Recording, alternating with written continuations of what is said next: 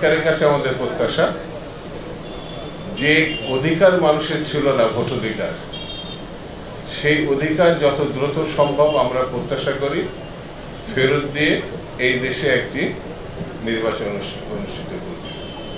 এটি আমাদের সরকারের কাছে চাওয়া। সরকারের কাছে চাওয়া দ্রব্যমূল্য নিয়ন্ত্রণের মধ্যে আনা, যেন মানুষ স্বাভাবিকভাবে জীবন ধারণ করতে পারে, আইন শৃঙ্খলা স্বাভাবিক অবস্থায় ফিরিয়ে আনা। এই বিষয়গুলো আমরা আগেও বলেছি, এখনো বলছি, এবং ভবিষ্যতে এটা মীমাংসা করা যায় কি করে, বিএনপি সেই দায়িত্ব গ্রহণ করতে চায়। জামাত বিএনপি এটা বিভক্তি করার দরকার নাই, সবাই নির্বাচন চাচ্ছে যৌক্তিক সময়ের মধ্যে, সম্ভবত প্রয়োজনীয় সংস্কার করে, অর্থাৎ সংস্কার আর নির্বাচনে কোনো সংঘাত নাই, জামাত বিএনপির কোনো সংঘাত নাই, একটি ভালো নির্বাচনের জন্য প্রয়োজনীয় সময় গ্রহণ করার জন্য অতিরিক্ত সময় যাতে ব্যয় না করে।